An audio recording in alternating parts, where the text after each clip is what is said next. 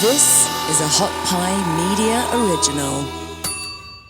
I think another thing I learned is that they're not as fragile as you think. Nope. I mean, they're more durable than you think. If you knew how many times your sister dropped a baby, like how many times I've come home and seen some bullshit and then like, they're gonna be all fucked and now they're fine. I mean, you can make mistakes. They do allow you to make mistakes, you know. Letting them hold a hammer when they're 6 months old. Like they let you do that. you get a mulligan on that shit.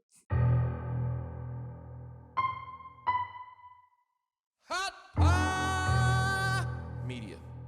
Stupid dumb beat made by G-Brown.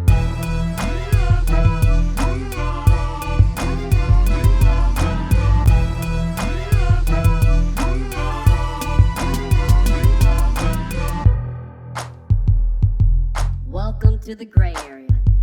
Here's your host, Aaron Cheatham.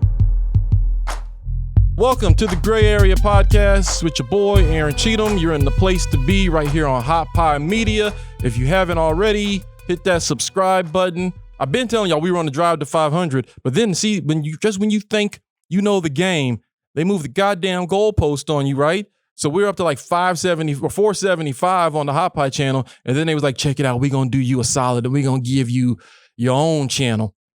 So now we're at 9. Now we're at 9.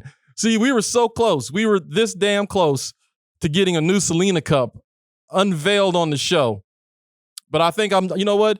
In commemoration of us getting our own channel, we're going to go ahead. Next week, I'm going to break out the new Selena Cup because we were there. I could smell it. I could smell 500 subscribers to the Hot Pot channel. And they was like, yeah, nah, homie. Go on, start all over again. Go on. We're going to give you a new channel. And they made it sound all nice and shit. They presented it with a bow and a puppy. You got a new channel. You got to start at 0. So now we're on the drive to 1. Let's get to 100, goddammit. Thank you guys for tuning in. Thank you for finding the channel here on Hot Pie. I'm excited. I don't know about you guys. I'm excited. I don't know if you noticed, but there's been a couple things that are different now around here in the gray area. First thing, I don't know if you noticed. I noticed. We got like some hot British chick doing the Hot Pie intro now. Like, I don't know where the fuck she came from, but she needs to be right here. Like, did you... And now Hot Pie. What? Hold on, bitch. Like, hold on. What happened to the country dude? Like the guy that was saying it before, like he came right off of a horse with a piece of straw in his mouth. A Hot Pie. Now we got this old sexy British chick just sipping tea and crumpet. Like she just, and now Hot Pie. Bitch, you better bring that fish and chips over here. Okay. And if she's in the building, I didn't mean that literally. I meant that with all due respect. Also, I don't know if you noticed, we got a new song. We haven't even had a chance to address it. I know you heard it. Clearly you heard it because you've gotten to this part of the show, so you heard the intro. That shit is a banger, all right? I'm sorry. I like to apologize in advance or post-mortem to anybody's speakers in their cars. But, you know, this is the new era, all right? This is the new era of the gray area. Be a part. Tune in. Like, share, subscribe. All right, we talking shit in here. We got good guests coming. Man, I'm excited. I just showed G all right, so last week we talked about CM Punk Day. Last week when we recorded on CM Punk Day, I was so excited. And I got to be honest, was not let down. I just shared the moment with G because he hasn't seen it. He's seen memes and stuff because, you know, these millennials, they don't actually watch shit. They just watch everybody's reaction to the shit, you know? So I was like, nah, bro, you got to actually see this. You got to actually feel this. And God damn it, Chicago, you didn't let us down. God, I have never seen anybody get that type of reaction. You could walk Neil Armstrong through, like nobody's ever, that motherfucker came off the moon. They didn't chant for Neil Armstrong the way that CM Punk got love. I've never seen that before. A pop that loud and that sustained. Like that was amazing. And he didn't let us down. He got in the ring, he grabbed the mic, and he laid it all out for us. And I don't care if you like wrestling or not. I don't give a fuck. But if you're a human, if you have any emotion in you, you can see it on that dude. You can feel the passion. And you can feel the passion from 15,160 people in the United Center. Oh, God, it was great.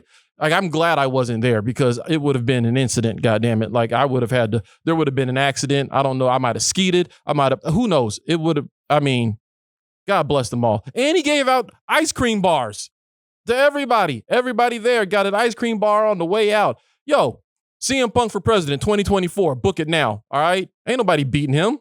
Ain't nobody. Not when you got like, holy shit, you thought Trump had a following? Yo, you thought those Trumpers were fucking crazy? They ain't got shit on CM Punk fans. All that dude got to say is, I'm running. Yo, if CM Punk loses, we riot. There'll be signs everywhere. I'm not saying that I want Phil Brooks to be the president of the United States, but what I'm saying is if he said I'm running for president, good luck to everybody. All right? That's all I'm saying, man. I'm full of fire today. We got a good show. This is going to be exciting. It's going to be real exciting, man. I don't know. Are you on Spotify? Yeah. You know, at the end of the year, they give you the, they tell you like your ranking on what you listen to the most, and you're in the 0.5% of listening to this song or this artist. Yep. So last year, I was in the 0.5% of Janet Jackson listeners. You laugh. I'm not ashamed of that shit, okay? Like, I don't give a fuck. Yes, I like me some Janet Jackson, but I have a feeling that at the end of this year, when I get my thing from Spotify, it's going to be a little different. And to be honest with you, I think we should all adopt this because I'm pretty sure I'm going to be in the top 0.5% of listeners to Elton John's Still Standing. And after the year we've had, yo, when that ball drops on New Year's Eve, that should be the song that plays all across the world. And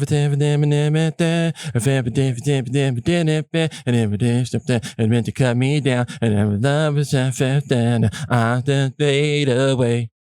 Don't you know I'm still standing better than I ever did? Feeling like a true survivor, right? Aren't you not feeling like a true survivor? Feeling like a little kid? Because I'm still standing after all this time, picking up the pieces of my life without you by my side. COVID, bitch ass niggas that want to act like they cool with you, your fucking job, goddamn haters out there. After all that bullshit 2021 threw at us, we got CM Punk back and I'm still standing, goddammit. Better than I ever did. Feeling like a true survivor. Feeling like a little kid. Gee, if that's not number one on your goddamn list, you a fucking fake ass Rocco Modern Life wearing shirt posing ass mother. That should be on everybody's list, man. I mean, that song. Now, he was talking about some other bullshit when he came out with that song. But I tell you what, if that doesn't speak to the world that we're in right now, we all need to New Year's Eve. Because I fucked up last year. 2019 going into 2020. I was Ubering. Because I only Uber like 10 times. But that day, New Year's Eve, I was Ubering. And when the clock struck midnight, I turned on Justin Timberlake 2020 Experience. And I jammed the 2020 Experience from midnight until dawn. And I feel like that was a omen. I think I fucked us over. That was me. It was on me, y'all. Everything that happened in 2020, that was on me because there was too much. I crossed the streams with the 2020 Experience in 2020, too much. 2021 though, when this shit strikes midnight, going into 2022, Elton John, turn up. We should all turn up, put on the biggest glasses we have, open our shirts, and fuck.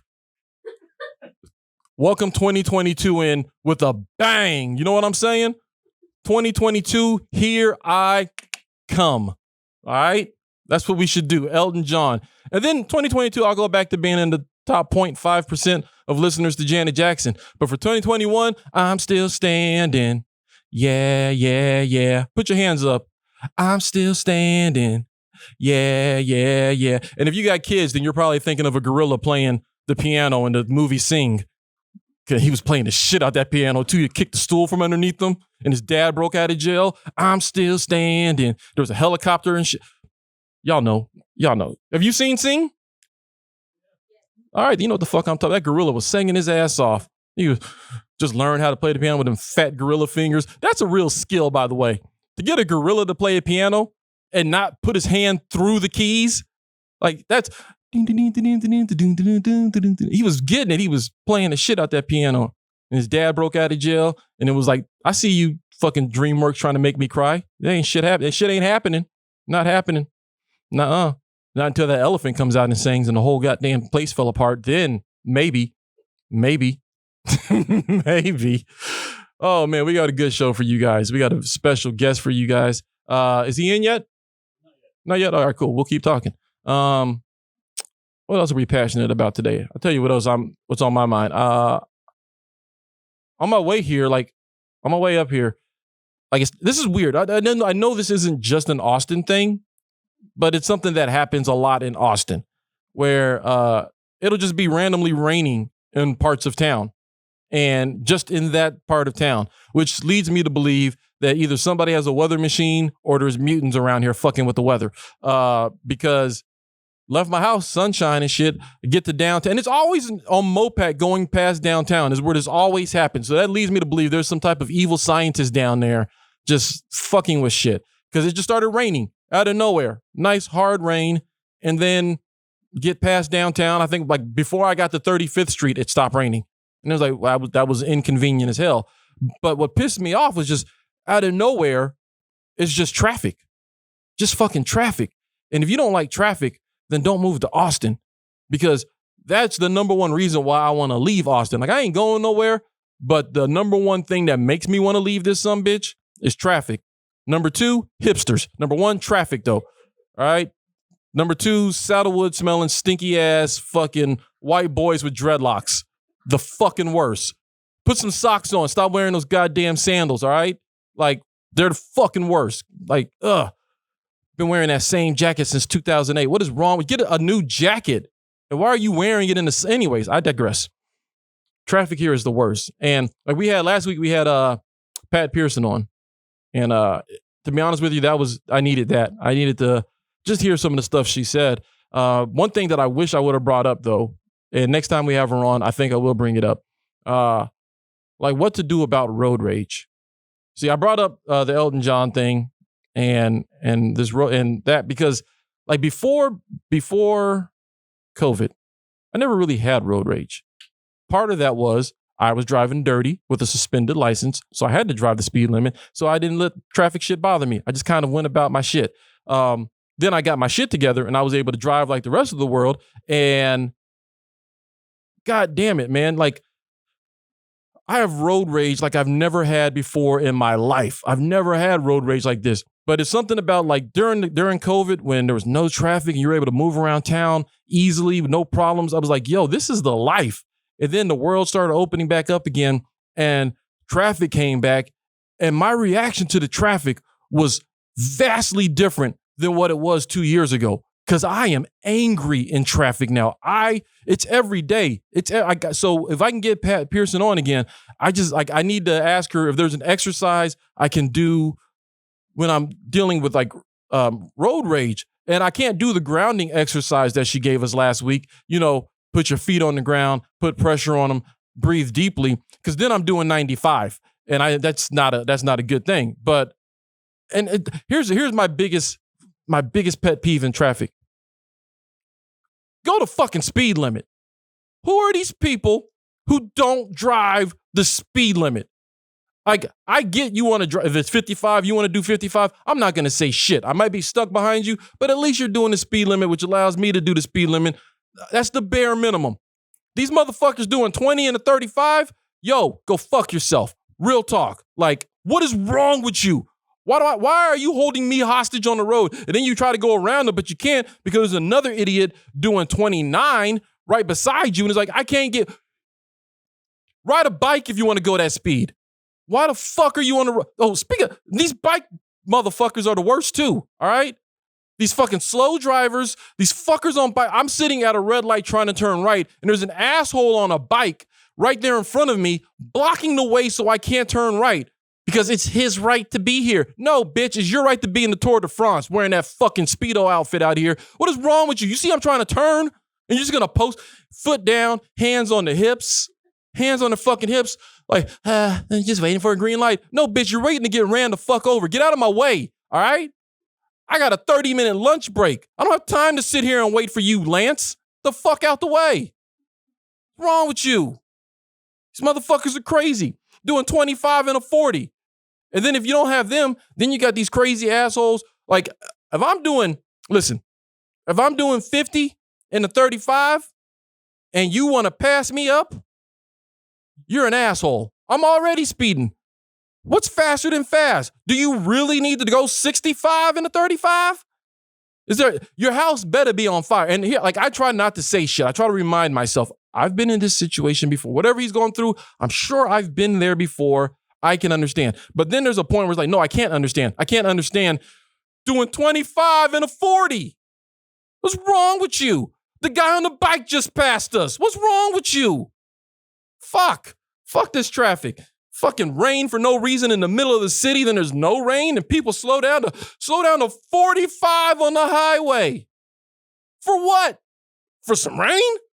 There's nothing going on in front of us. There ain't no accident. There ain't that many cars. Why are we doing 45 and over some sprinkles? Over sprinkles? Over the shit you put on a cupcake sprinkles? We're doing 45? Gee, can you get Pat Pearson on the line, please? I think I need to... I need a fucking woo-saw button, yo. For real. Hey, we got a special guest for you guys. Is he here now? Can we bring him in? All right, let's bring him in. We got a special guest. Thank you guys for tuning into the Gray Area on the Gray Area channel on Hot Pie. They fucked up, gave us our own goddamn channel. We're going to do some stupid shit. All right, guys. Our guest this week is a dear friend of me. In fact, more than a friend, he's family. I tell this story. In fact, I just told this story to somebody here in the office. When we were going through the negotiations all of 2020 to join Hot Pie Media, this guy was my inspiration. I remember going to his house and looking on the wall in his man cave and seeing visitor stickers lined up on the wall for meetings he had with the company to try to get his foot in the door. 11 stickers on the wall, and that was spread out over the span of a year. And I remember looking at that and thinking of how patient he was and the perseverance, how he didn't stop fighting and how things take time. And that really helped keep me centered and keep my mind straight while we were going through negotiations here. He's been a great inspiration to me. And I'd like to introduce you guys to my brother, Abe Brown. What's up, Abe? What's up? How are you doing? Aaron Cheatham. All right, man. Place to be. With Abe Brown, I mean AB3. Yo, I'm flowing today. Look at this shit. How are you doing? I like it. Thanks for having me. Oh, thanks for coming on. I know you got a busy schedule. You got a new baby. My nephew Aiden out there. Yeah. How's dad life treating you? It's a trip, man. I'm not gonna lie. It's a little more than I thought it was gonna be, or a lot more. Just the commitment early on to being selfless. Oh, selfless. That's something you got to learn real quick. It ain't about you no more. Yeah, man. And it's amazing how that's been that's kind of like the battle cry right now for me. It's like, it ain't about me. It's like, you gotta, now you're doing everything for him, and it's like missing sleep. The thing I miss the most about, since him being born is my sleep. Mm-hmm.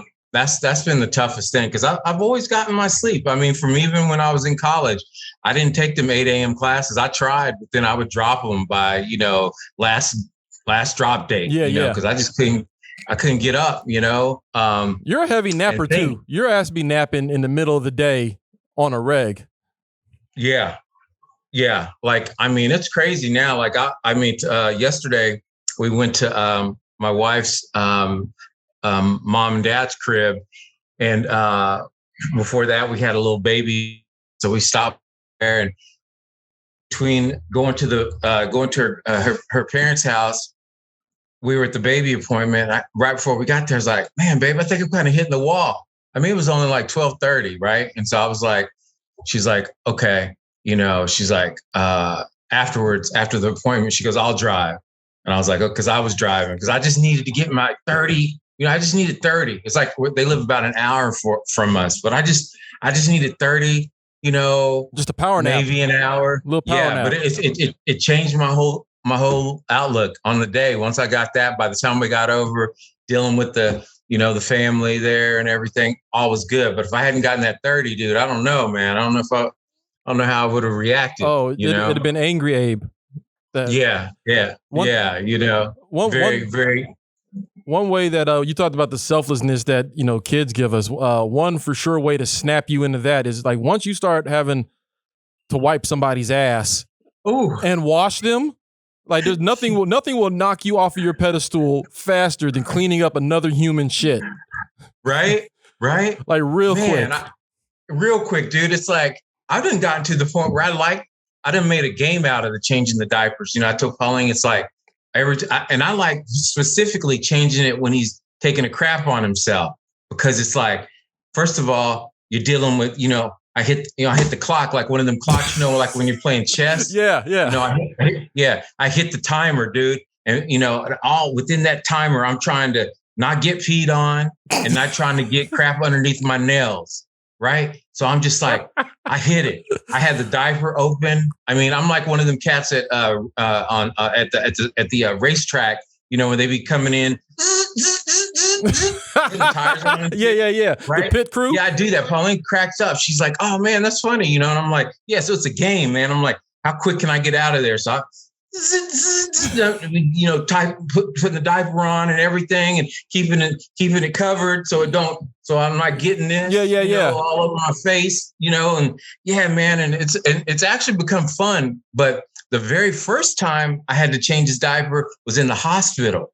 And man, I had major anxiety in the middle of the change, like, because he was crying and it was the first time. I mean, the first time. And afterwards, I was like, man, I don't know if I can do this. Like, because people say you got to change the diaper like 20, 30 times a day. And I knew that meant like at least 15 for me. If it's 30, I'm going to get 15. Pauline going to get about 15.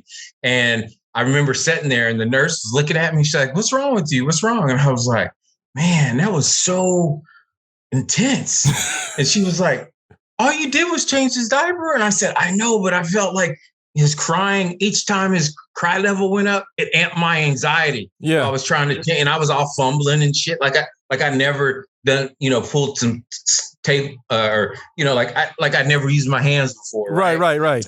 And she said, let me tell you something. I'm going to tell you something right now. This is going to help you out. She goes, your job is to change the diaper and that's it. She goes, it don't matter if he cries, he does a backflip.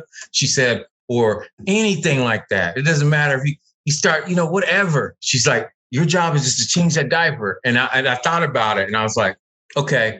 And then after that, I was good, dude. Like literally, I know it was crazy, but that crying really like got me, dude. I was just like, Well, I remember you the first time you held Alonzo.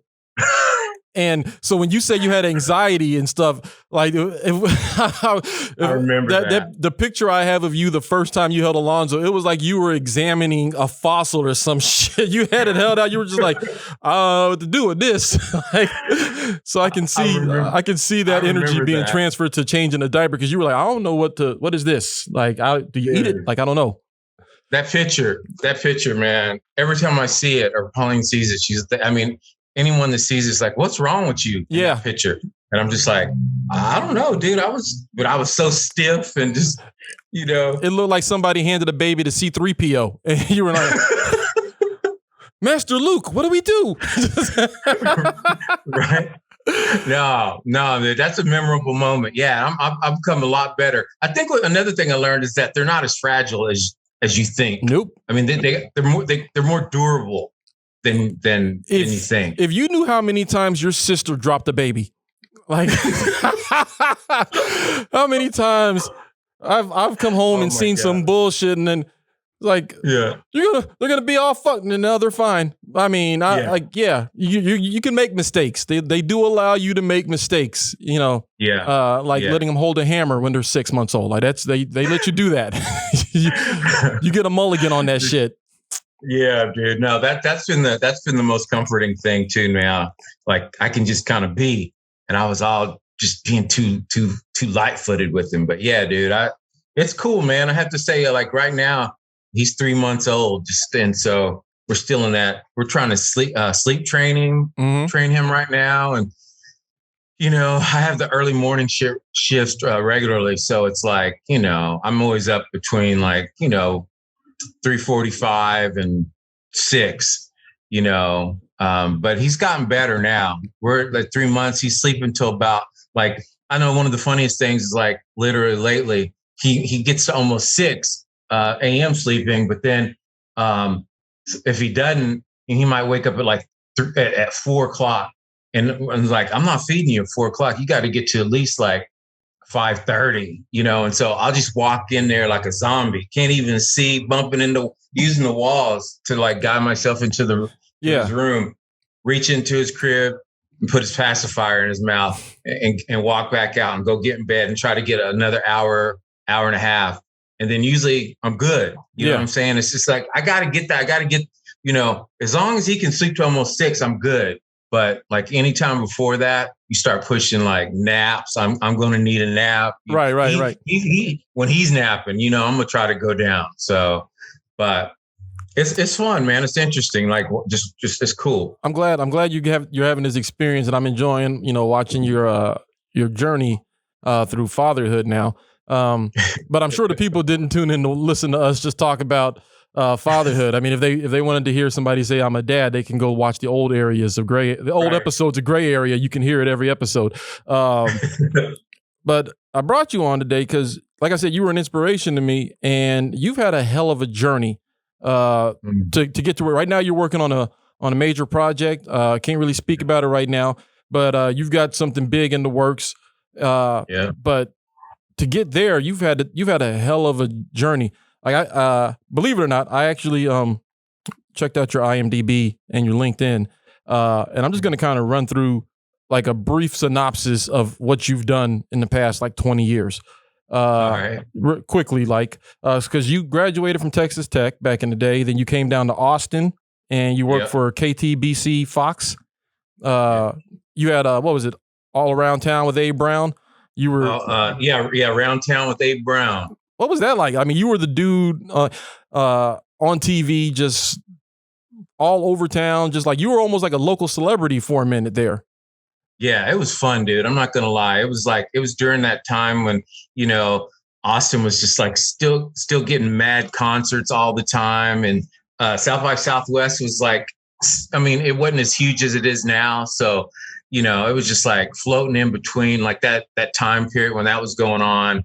Just going to all the shows and just, interviewing people that came into town, and just I would come out to LA periodically and do junkets with the Fox for the Fox TV shows at the time. Man, but Austin, it was a great time. I'm not gonna lie, it was fun. That was the late '90s too, 96 to 99 or so. Mm-hmm. That's prime Austin years. That's when Austin was really weird. Oh yeah, man. It was awesome. You were in the heart of it. Then you went from there. You went from that. Then you moved out to LA and started working for Dreamworks. Yeah. You stuck. Well, I went out there. I came out. It's crazy enough. When I left Austin for literally 3 years, I kept telling myself, I'm gonna quit and I'm going to LA. And I was I'm going to save some money. But after for 3 years, at the end of the time period that I was saving, I always had almost the exact same amount of money saved. So I wasn't saving anything, right? So finally, I was just you know what? I'm just going to go. And I moved out here with $1,500, dude. Damn. $1,500. That was what I, because I was having fun in Austin. I wasn't saving. I was doing everything. You were living the Austin life. Yeah. Yeah. In And your it didn't 20s. take that much money to live a fun Austin life either back then. So, and plus I was the entertainment reporter, so I got in everywhere free, and people were always sending me drinks and, comping me everywhere. And so, but somehow I just wasn't ever able to save like a bunch of money. I guess because I had my car, I had my apartment, and those all cost money. But yeah, man. But yeah, I just came out. So when you got out to LA, like with $1,500, what was your plan? Like, because going from entertainment reporter to working for Dreamworks, that's a big difference. You know what I'm saying? Like, that's like, how do you get from entertainment reporter moving to LA with $1,500 and you land a gig at Dreamworks? How did that happen? Well, first, when I came out here, I kind of leveraged some of my Fox connections. And when I first came out here, it was hard to find just anything, honestly. And I stayed with my aunt out in Carson. Shout out to Aunt Carrie and cousin Mike. Mike. Yeah. So I stayed there for a minute, and I ended up finding a gig at Fox actually first. And it was in marketing because I had experience in marketing when I was also at Fox in Austin. Before I started doing the Around the Town, I was producing their kids club for KV. I think it was called KVC, and also writing topical teases for the anchors. So I was doing that. So I was doing a lot of different things. So I leveraged that into producing. At the time, it was called an online producer. I don't know if they still call them that, but basically when I got to Fox, I was at the lot, which was cool, man. It was so cool. Like, and I was responsible for, when you're watching, say, I'm just going to use Fox because that's what I work for. But whenever you're watching a commercial for one of their shows and it's like tonight at 10 on Fox 37, or they're like, talking about what's going to be happening on you hear the guy. Yeah, I was making sure those got tagged on the end of all the promo spots for nationally. So then we'd have those tagged, and then we'd send it out to all the affiliates. I wasn't in charge of sending it out to the affiliates, but I would have to make sure all the sound tags or sound bites were right. And then, it was a cool gig. I worked from I would go in at like 7 or 8 sometimes and work till I'd go in like 6 maybe. And sometimes I'd work, till midnight, or sometimes I'd have to, it was different. It was more of a night thing. The shift I got like kind of like the worst one, but it was cool because I was on the lot. So I'd go walking through the New York lot, on the back lot. I mean, I had access everywhere. They were just kind of getting the NFL on Fox going, and they were in our building, and it was just like, so I just walk around, dude. And just like, they had big Star Wars, murals and stuff up, and because 20th Century Fox was right, behind Star Wars and all. I mean, but so that was cool, and I did that for a minute, and that was the first time I got a taste of like the sharkery of LA. What do you mean the sharkery?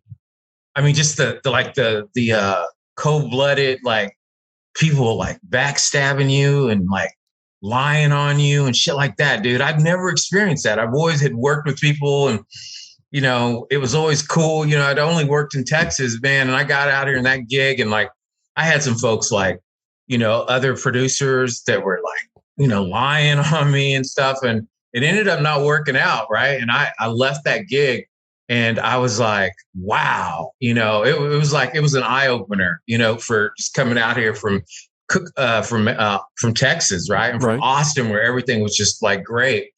And so I mean, after that, in LA, it's about just staying in motion, because once you stop, then you're in trouble, because there's all sorts of things and to do, and that don't help you get any further in your career, right? You can hang out at the beach, you can surf all day, you can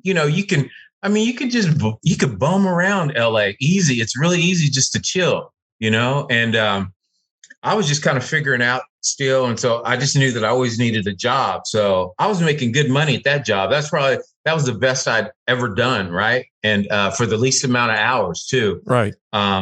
But yeah, man. So then I end up I end up didn't work out. I moved to Sherman Oaks, and that's kind of I got lucky.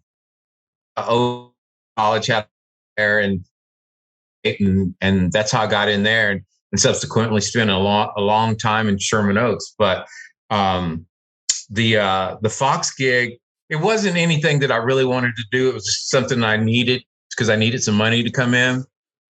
But after that, dude, I was I did some roadie stuff for No Doubt. What? Like No Doubt. Like, I mean, it was crazy, dog. I was like loading and unloading their 18-wheeler with their equipment and shit. And I was like on the road? Like, were you on the road doing this? No, it was all local stuff. Okay. But I mean, I was doing that roadie life, like coming in and like when they would need to unload and load and they were practicing, they'd move and all this stuff. And it was crazy because I was like working with like some hardcore, like, I think some felons and stuff like that, And I mean, it was the first time I ever had a job where I had to call and be like, where's my check? Oh, no shit. Like, yeah, it was crazy. I was like, I mean, folks weren't paying you. And, I was talking to some of the dudes were all really cool, but, they were like, yeah, I spent some time and, blah, blah, blah. And I was like, oh, wow, really? And I'm sitting there going, and they're like, what about you? What do you know? And I'm all, well, I went to Texas Tech. Yeah, exactly. Yeah. I was like, I was an entertainment reporter. And they're like, what's she doing here? And I was like, I'm just trying to get paid. And they're like, and so, everyone laughed. They always like, kind of messing with me a little bit, but it was all in fun. And so, so I did that. And I mean, I have to say the thing about being out here too, is you just got to hustle, man. You got to, you got to have, like, I don't have really a side hustle right now. And I kind of feel like I'm missing something, like, cause I had to I used to, one of my buddies who bought used cars, he used to pay me to drive him to pick up used cars, right? And the further they were away from LA, the more money I'd make, right? You were an Uber driver before Uber? Right. I would just drive him to pick up cars and he'd pay me to pick up cars, dude. And then I had another buddy, and that's what, you got to meet people, man, when you come out here. I was in all sorts of organizations, like, I'd go to just mixers and I was meeting people, and I'm still friends today with some of the people that I met. But I had another buddy that was an old neighbor that now, at the time, he was just starting this guitar business out of his apartment. And he ended up like making it. Now he's got like 2 or 3 stores in Burbank. But he was paying me. And what he does is he gets vintage guitars, takes them apart and sells them in pieces. And so he would pay me $25 a guitar just to take. I had, I think it was maybe 20 different photos per guitar. And I knew exactly what I had to take, but he had it all set up. But he would pay me $25 a guitar to take photos, right? And so I was doing that before I even found the Dreamworks gig. And then I would start I started trying to. Someone told me you need to find a temp agency, and I was like, "What's a temp agency?" Because I never heard of that in Austin or anywhere, because I'd never had a temp job. I didn't know that existed. And so I signed up with all these temp agencies out here in LA, and nobody got me any type of job, right? And so then finally, I was on my last temp agency, and no one had called me or anything. And I was just like, man, this sucks, man. I'm not even good. I'll do this one last one, but then I got to try something else. Cause I'd never gotten a job just from a cold call. Right. I'd always gotten every job from someone that knew someone or like that, like all my jobs, not just off of a cold resume. Right. And so I call this one temp agency, Black owned, by the way, the only Black owned temp agency in Los Angeles. And I found them just through a friend of mine who she had worked with them. And yeah, man, they got me in Dreamworks. And I was like, I came into Dreamworks in marketing because I had that marketing background from Fox. Okay. And yeah, dude. So I come in and I was like, wow, this is crazy. I mean, because it's a campus and it's got waterfalls, you got rivers running through the place. You got ivy and stuff. You got bell tower. You got ping pong tables and shit outside. And foosball tables. I mean, it's like a playground, an adult playground. I come in there and I'm just like, wow, this is a job right here. This is cool. Like at the time that you got there, what was like DreamWorks' biggest production up to that time? The Peacemaker. The Peacemaker. Yeah, it was the first thing with George Clooney. Okay. George Clooney was the lead. But while I was there, they were getting ready to come out with Gladiator. Okay. Yeah, so Gladiator came out while I was there, and then American Beauty. So they just started climbing, and then like. So wait, hold on. American Beauty was a DreamWorks movie? Yeah. Kevin Spacey? Yes, sir. No shit. Yeah. I didn't know that. Yeah. So I was working on that, and I was working in marketing, and we were doing all the in-house, DreamWorks stuff, which we were doing live action and animation at the time, which was super cool, man. Because when I tell you, I've had friends tell me you should write a book about your experience at DreamWorks. We were still a private company at the time too. So it was like, I mean, it was just fun. I mean, great parties, and like, I mean, they would turn the facilities into it looked like a club, like you were out in LA at an LA club. They would turn the cafeteria into with sofas and stuff. Like, I mean, it was insane. I can't even it was, and then we got breakfast, we got free breakfast, we got free lunch. And then, depending on what project you were on at the time, and you might even get dinner, but we had, daily, like it was insane, man. And then we would have, I had one of my friends worked at the front. She was a receptionist, and I would always be like, okay, hey, if anybody comes in, holler at your boy, give me a call. And I was like the king of Tom Cruise would come in. She'd be like, Tom Cruise just came in. He's sitting out front, right? And I'd be like, I'd go walk by and act like I had to go run an errand or something, And my boss was like, man, you sure do leave a lot. And I was like, yeah, hey, you got to take care of business when you can. And I remember one of the best ones that I did was like, I just went and saw No Doubt, right? Uh-huh. And then I heard that Gwen Stefani was going to be coming over to do something. And so I let my girl know that, and she calls me up. She goes, "Hey, Gwen Stefani just got here. She's standing out front." And I was like, I come by and I was like, "Oh, hey, what's up, Gwen?" I was like, "Man, hey, what a great show last night you had." I was like, "Man, it was like a really small little show they did like at one of the at the Veterans Center or something. Like, I mean, there were probably only like 300 people there." And she's like, "Oh, you were there?" And I was like, yeah, one of my friends brought me, and, we kind of chit chatted and stuff. And then I said, well, hey, man, I got to get going, but man, it's great talking to you. Yeah, great talk. Yeah, Gwen. And at the time I was in love with Gwen Stefani. I was like, no doubt. I was just like a huge fan. Right. Oh, you tried to smooth your way right on in there. I did, dude. And I mean, and so a lot of things like that happened at DreamWorks where, my boss was executive producing the HBO First Look. You remember those? Mm-hmm. The behind the scenes? Yeah. So she did it for all of DreamWorks projects, right? So I'm telling you, man, I would go in, and this is my early introduction to Hollywood, right? We'd go into meetings. It would be me, my boss, Martin Scorsese, Steven Spielberg, and Matt Damon. And we were working on Shark Tale, I think it was. I think it was Shark Tale. Yeah, Martin Scorsese was in Shark Tale.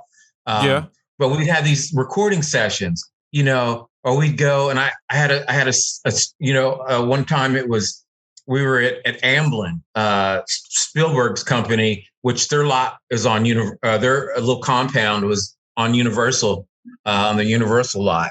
And so literally one of my friends, she was Steven Spielberg's assistant, right? So this is crazy. Like, she would be like, hey, do you want to get one of Steven's golf carts? And we can go cruise around the back lot, Universal. I'm like, yeah, let's do it. Lunchtime, I'd go over there, and we're just like, I mean, groups of us would just go over there, and because we had our badges, we could get anywhere on the Universal lot because it was connected with DreamWorks. And man, we'd go over there and we'd drive through the shark attack thing and with everything. It was just so cool, right? So, I had these experiences like all the time. I didn't realize how lucky I was in the moment because it was what it was. It was life. Yeah. Going in Amblin, they had a little theater that was probably about, I'd say 25 seats. And we were doing a little screening of something that we had done. And Tom Hanks, Spielberg, my boss and me were all sitting in there. And in this little theater, you could go in and grab, they had like candy, like a place for popcorn, and then all the candy on display where you could grab it and stuff. It was just so cool. So we'd always go in there. I'd always get my Kit Kat, get a little popcorn. And I'm sitting there, we're having a meeting because my boss is conducting the meeting. And, Steven or one of them would always be like, why don't you get some candy or popcorn, kind of like, because it was almost like it was his house, right? Yeah. I mean, Amblin was a house that Steven Spielberg built. So literally, dude, I'm just sitting there, the lone brother too, just sitting up in there, just like wide-eyed and bushy-tailed, and Tom Hanks, Spielberg sitting there with my boss talking, and I'm just like, man, this is cool, but that was so I was like, so then, but through all that, I was learning that they were just people just like you and me, that was their job, was acting or directing or producing. And so then it made it seem like it was more accessible to me. That's what I've learned over time, that I was like, these guys are just like me, but they're not. I mean, they were like, they're huge, but they were just humans. Right. And, I thank my boss so much, Kelly Allred, for bringing me into all these situations. I mean, I remember being myself.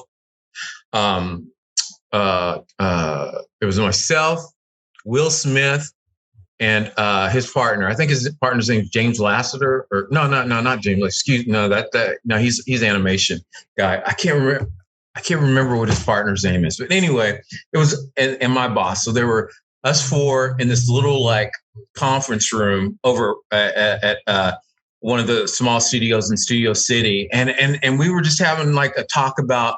I wasn't talking. I was just sitting there. I remember them always just being like cool and saying, "Hey, what's up?" Because I was always just the only brother, right? Yeah. And usually, if we had like, if we were talking to Black talent, they would be like, "Hey, what's up, man?" Like I had Jada Pinkett invite me to have pancakes with one time. Pancakes? Yeah, pancakes. She was eating, and I was standing there, and she's like, "You want some? You can come and eat." And Did you eat Jada Pinkett's pancakes? I couldn't. I mean, my boss was like, I wanted to. I just wanted to sit there and did, because I was like, nobody would believe me. I'm disappointed now. I'm disappointed now. Like, if there's any pancakes that you eat in your life, it's Jada Pinkett's pancakes. Okay. I agree, dude. I agree. I'll never forget that day. I was sitting there and I was just watching. I was like, I had said hey and introduced herself. I can't remember what movie it was. It was DreamWorks, but.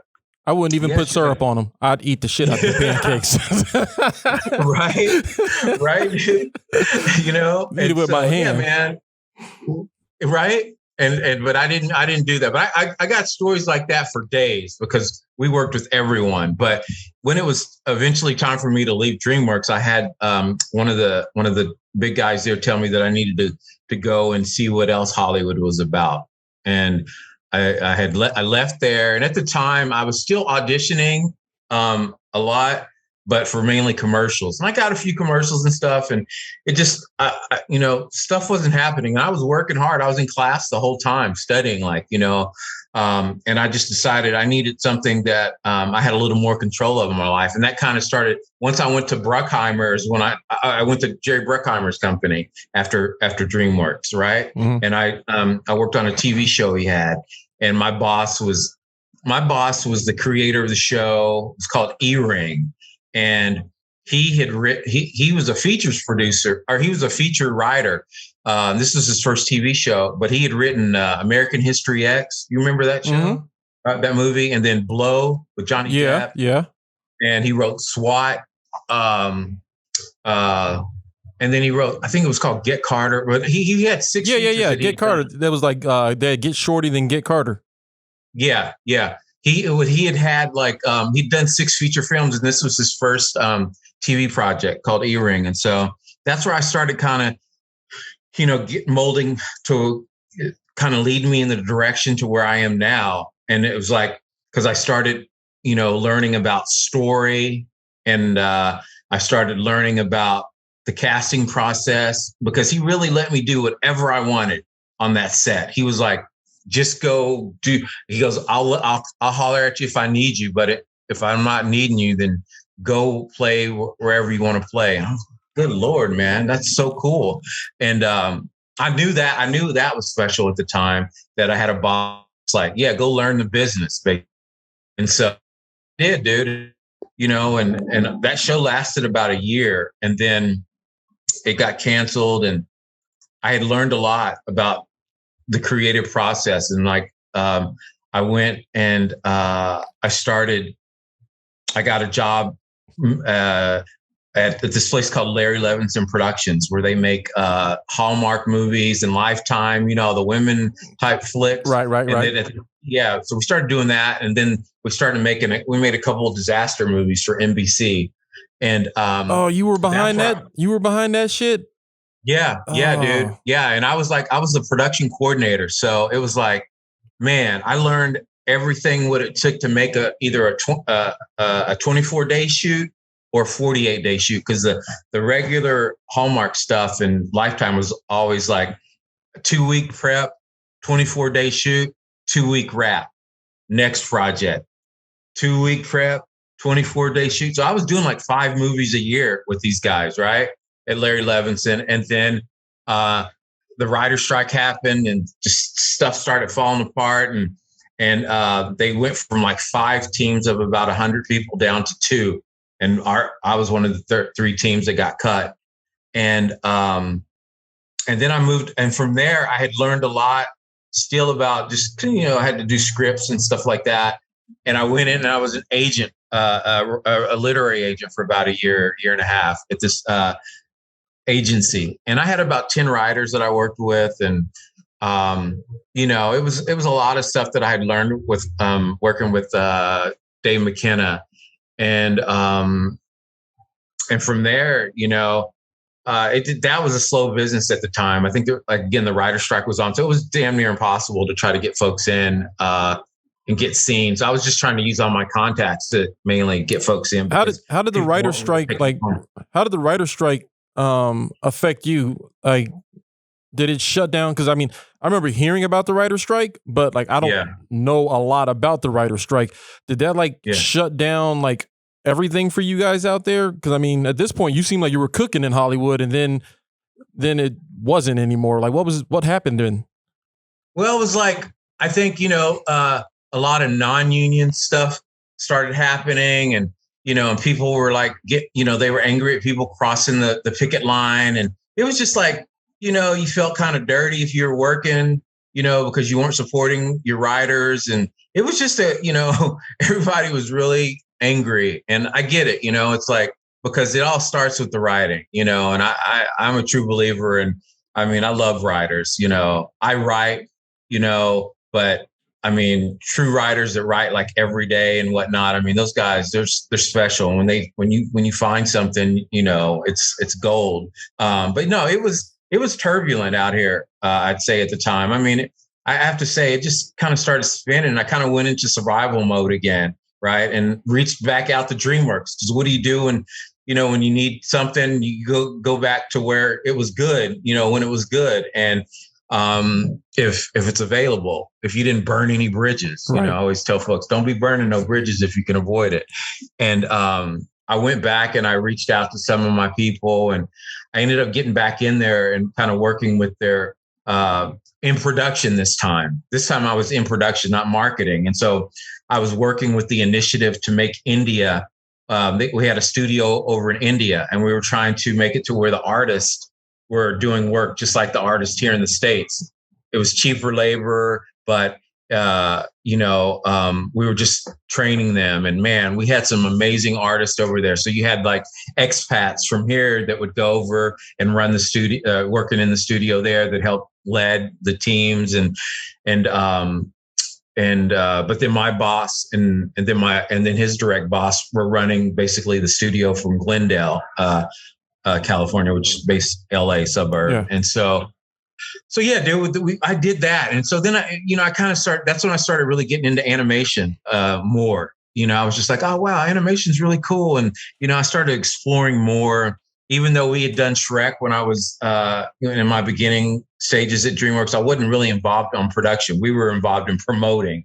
So the marketing part of it, right? So I saw it, but I didn't really understand it. And so when I came back to DreamWorks, it had changed a little bit, like, because it was public and, and people were just like, I don't know, it was public. There's a difference when you're in a private company in public. It's like, you got to start doing, things like formality wise. There's like ways of doing things where, like, when it was just Jeffrey, Steven, and David Geffen, when I first worked there, were on that spot. And they were they're producers and directors and music guys. So they're just like, they're doing what they do. And it was a fun time. But when I came back, it was still fun too. So come back. Were they still having parties in the cafeteria when you came back? Still, yeah, still all that. They'd gotten better, honestly. I mean, they were just like, believe it or not. I mean, there were some things that changed, like, I don't know. It's just like when you work at these places, dude, it's the creative vibe. I mean, you're a creative artist. You're not, they cater to that. So you just think of the things you'd like to do, even at your job that you may not be able to do at a normal job. You could probably, at the time back then, I don't think so much now necessarily, but you could get away with just things, It sounds like you're saying that there was weed and coke around, and nah. They were busting in hookers from Louisville. And oh no. Not that crazy. Oh, okay. All right. But I'm sure that I wouldn't be surprised if that's that's Hollywood, out in Hollywood, or was during the time. I remember not when I never really ran into that so much at the studio system, but I'd heard stories about things going on. But yeah, is Hollywood different now than it was when you first came into it? It sounded like you had like a soft entrance into Hollywood through DreamWorks. Is it different now than it was when you first were introduced to Hollywood? Well, I think, yeah, I feel like it is. I feel like people are more like, what's the word? Like, empathetic to, like, when I came in, I remember looking for jobs, and it'd be like, in the description for jobs, it'd be like, must have thick skin. Got you. Yeah. So it was like, it was like kind of felt like a culture of like, if you can't take it, then get out of it. You know what I mean? Like, people might be yelling at you. I got yelled at and stuff at times, but I figured out that wasn't the way I wanted to be led. So then, I started speaking up, and saying that that's not how I work. It didn't happen much to me, but it happened. You hear all sorts of crazy stories about stuff like that going on, but yeah, I feel like now people it just seems to be more of the culture seems first of all, more open to like diversity and inclusion, all that.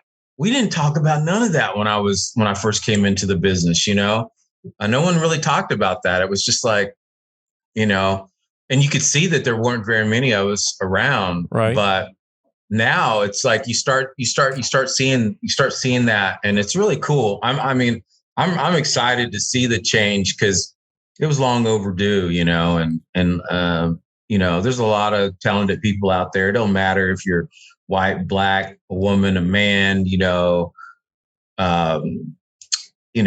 whatever. Just everyone deserves a chance and an opportunity, and that's what I'm seeing, and I'm really happy to be a part of this industry. Is that it seems like it's changing in that way.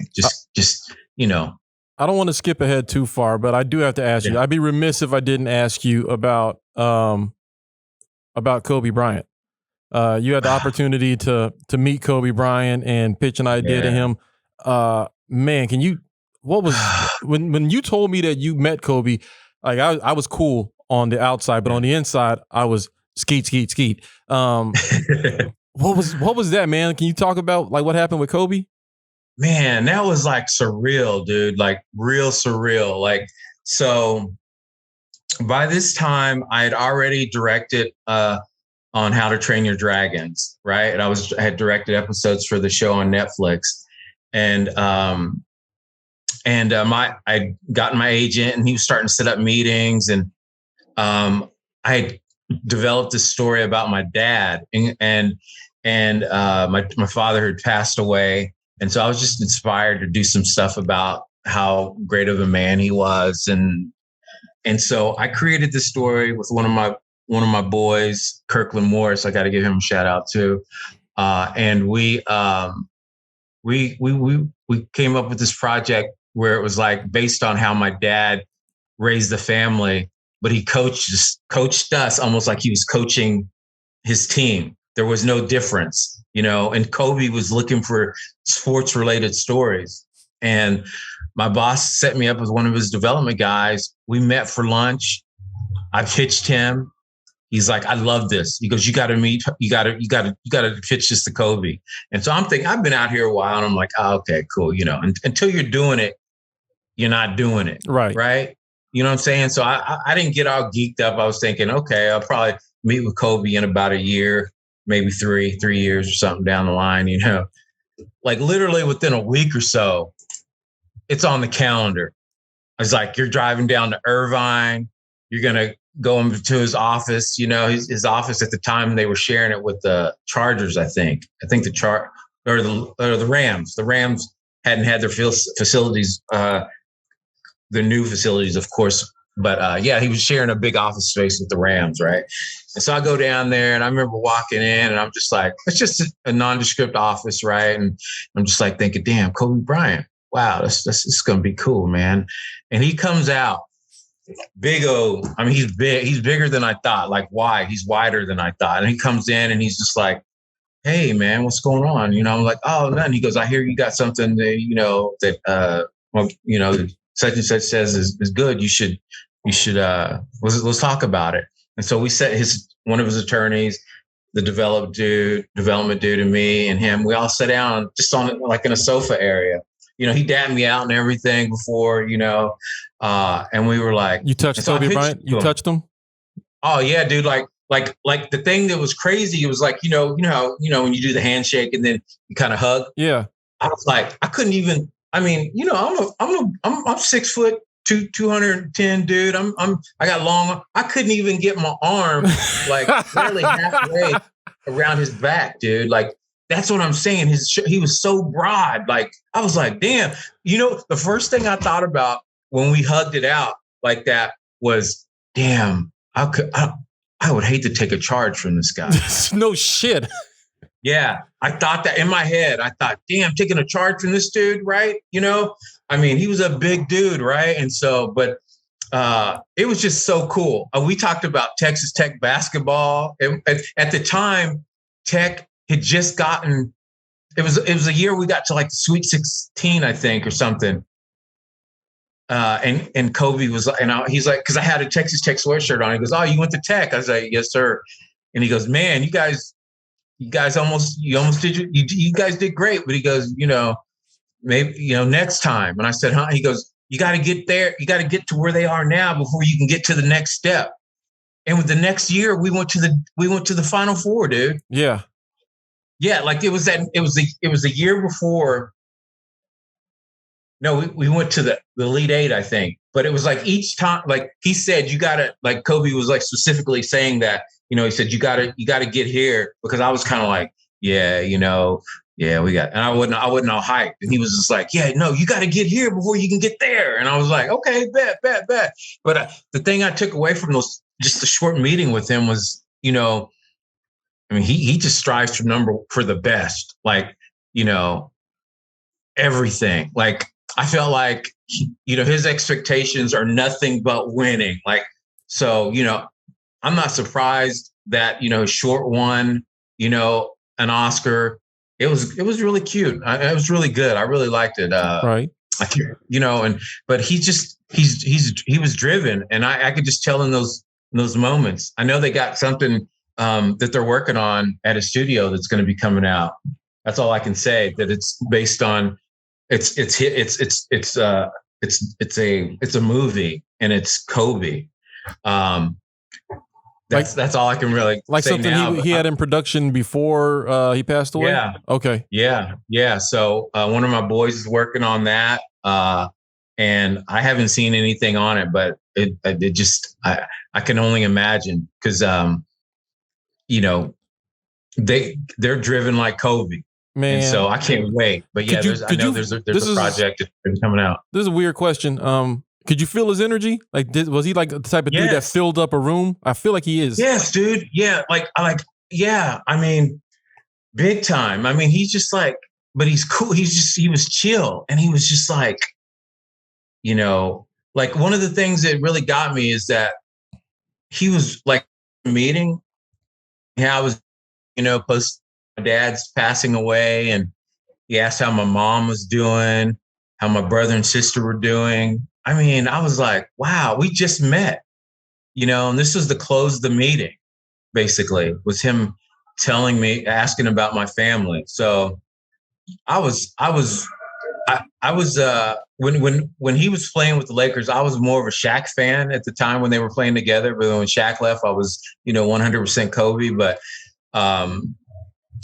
yeah, when he passed away, dude, for me, it would have been like, you would have thought almost like he was like family. I was crushed, like, because, you know, he was such a, you know, amazing legacy of basketball, and just, he seemed like he, you know, was doing great things. And, you know, I wanted to work with him some more, just to get some more of that, you know, that, you know, like you said, that energy, right? Aaron, it's like when you're around greatness, if you're smart, you'll open yourself up to accept what that is and what that means, what that energy is. And I was smart enough to know that, you know, when I'm working with people that have done big things, I'm like a sponge, dude. Like even now, it don't matter. You know, I'm just like, you know, how did you do that?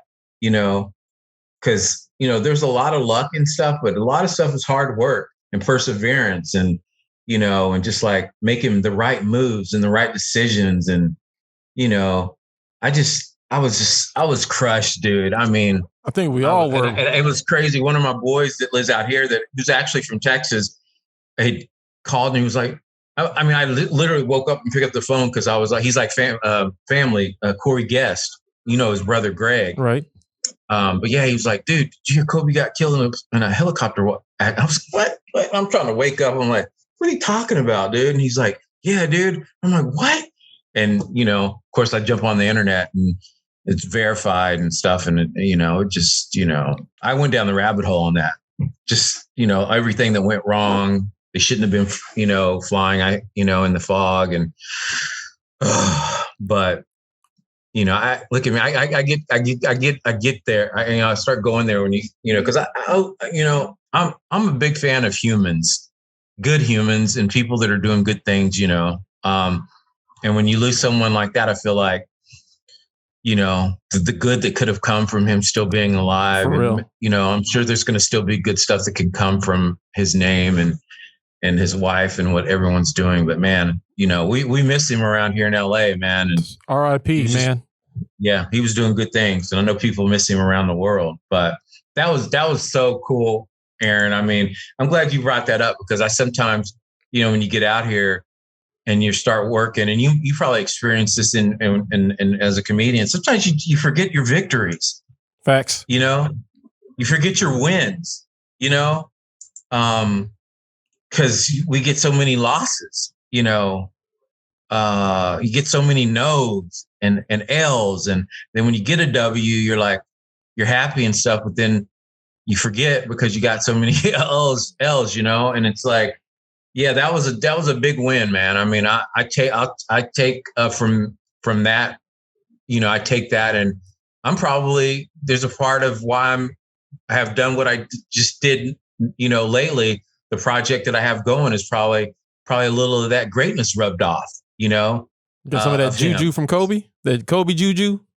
That Kobe juju, dude, because he's about working hard, and boy, I mean, to the project that I sold, I mean, oh my God, dude, it was some of the hardest work I ever did, Aaron. I mean, it was some of the hardest that I'd ever done in my life. Just, you know, my wife was just like, damn, you know, you're up at like 4 a.m. You're up at 3:30. You know, you'll stay. I mean, it was like, there was no like time limit, Aaron. It was like, and you may have experienced this when you're writing and creating, that when you got something that you're trying to do, there is no like, 9 to 5. Nah. When it's your stuff. Nah. It's always. That Mamba mentality. Yes, that's a Mamba mentality. It's like always. It's like, I think and I've been fortunate enough to be around people that are like hardcore workers at stuff, and people ahead of me that have said things to me that sit with me, like, and I'm just like, wow. Like one of my old bosses, Chad Hammes, we were in Seattle watching a Seahawks game, and I was like, I mean, you've heard how loud that stadium is, right? Mm-hmm. Yeah, it's like a gabillion decibels. He's on the damn phone, like, and I'm like, what are you doing, dude? I mean, I know you can't hear nothing. He's like, always working. And I was like, okay. He's like trying to close the deal. And I was just like, wow. Man. It didn't even stop at a game. So I'm just like, I'm not saying you got to drive yourself into the dirt, because I'm definitely not trying to drive myself into the dirt, but I'm just saying that, there's always, you can always be in motion if you want to, or you can turn it off if you need to. But, sometimes things need to happen when they need to happen, and it may not be the most opportune moment, but always be closing. Always be closing. So we got to get out of here in a couple minutes. Before we do, you want to give a shout out to anybody on your team? Like, we didn't even really get through half of the goddamn story or the shit that we needed to talk about. But like, you've been dropping dimes. Is there anybody like you're the team that helped you, navigate those sharky, murky Hollywood waters? You want to give a shout out to any of them, or talk about some of the people that helped you out on your journey? Yeah, it's like, I think of some of the people that have mentored me in the past, and like, Jim Bashir's, who was at Dreamworks, was a very helpful. Kelly Allred, I mentioned her name. She was my old boss at Dreamworks. A guy named Ted Milner. He was him and his wife Stacy at Executive Temps. That was the temp agency that started this whole thing for me, honestly, when it comes to animation. So yeah, man, I've been fortunate, and like I said, I couldn't mention the project that I'm working on right now. It's big. It's something that I put together, and but I want to come on again. So maybe that's why we got caught up here. So the next time I come on, I can talk about my show. This is the prequel. This is all the background information that everybody needs to know. So when you come back on to talk about your project, they already know who the fuck you are, what the fuck you've been through, and they're like, all right, now tell us about this thing. Right, exactly. I can't wait, because there's a conversation we had about somebody you ran into who's potentially going to be working on the project with you. I can't wait for you to tell that story. Oh my God. Like you guys have got to hear the story of this person that Abe ran into. What about I'm teetering because I know we got to go, but I just want to ask one thing. What's it like hanging out with Shamar Moore when there's females around? That's your dude. What's it like being around him when there's females around? It's like you don't exist. It's like you don't exist. No, it's cool. No, I mean, it's funny though. It's kind of like that, but it's like it's a trip. It's a trip, man. Seeing that, the way women swoon over my man. But it's a trip. I know I know it's a trip because my wife, your sister, her demeanor changes when his name is brought up. Dude, I know. And she tell you about the time when I took him to meet, when she took her to meet him at Young and the Restless and everything. Yes. I mean, yeah, dude, he's a great dude too. That's what I have to say. No matter, all the shenanigans and stuff or whatever that go on and everything. The guy, he works, he puts his work in, but he's a nice guy, and he's always gracious with my family. Adam met him, you know, and just like, yeah, he's a good dude, man. We just kind of recently reconnected. And you beat him at cornhole yet? I haven't played him head on yet, but I'm gonna get him. And when I get him, I'm gonna get him. Tell He's you what, good though. Save it for when I come out there, because I'm probably the greatest cornhole player you've ever met.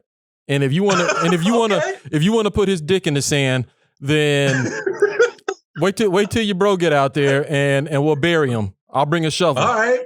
In fact, hold on. I'm gonna look down the lens. Shamar, when you see me, it's on site with this cornhole. You hear me, bro? We're dropping you. Me and Abe Brown are dropping you in some cornhole. I'm dropping nothing but straight, no rim, no backboard, all hole, whooping that ass. Cornhole Champions 2022. Hit the Elton John. We're doing this. I love it. Abe, it was a pleasure, brother, for you to come on and share some of your story. And I can't wait for you to come back on and tell us about this project and how things are going with that. Man, you've been an inspiration to me, watching your journey and kind of like paving the road for me to follow behind. So I really appreciate everything you've done and all the knowledge you've imparted on me through the years. I will be looking for a consultant check when your new project comes out. Right on. Because you had some good notes. You had some good notes, dude. I told you need a Becky. You got to have a Becky. Gotta have a Becky. Word. Abe, take care of yourself. Go ahead. Hey, you too, man. Say hi to the fam. We'll do. I love you, brother. Be safe out there, and we'll talk to you soon. All right, brother. Thank you for having me. Thank you. Thank you so much. That was Abe Brown. As you heard, he's done a lot in Hollywood, and you only heard part of it. The dude's done so much. He's done far more than he had a chance to really embark on in this conversation. So hopefully we get him back on. I'm telling y'all, the new project he's working on, legit. It's a game changer. He's working on a game changer. So keep your eyes out open for that. Keep your ear to the street. Thank you for tuning in to another edition of the Gray Area Podcast. Until next time, you guys be kind to one another. And here's mud in your eyes. Peace. Thanks for listening. You can find more episodes and all of our other Hot Pie Media originals baked fresh daily at our home online at hotpiemedia.com, the Hot Pie Media YouTube channel, or wherever you listen to podcasts.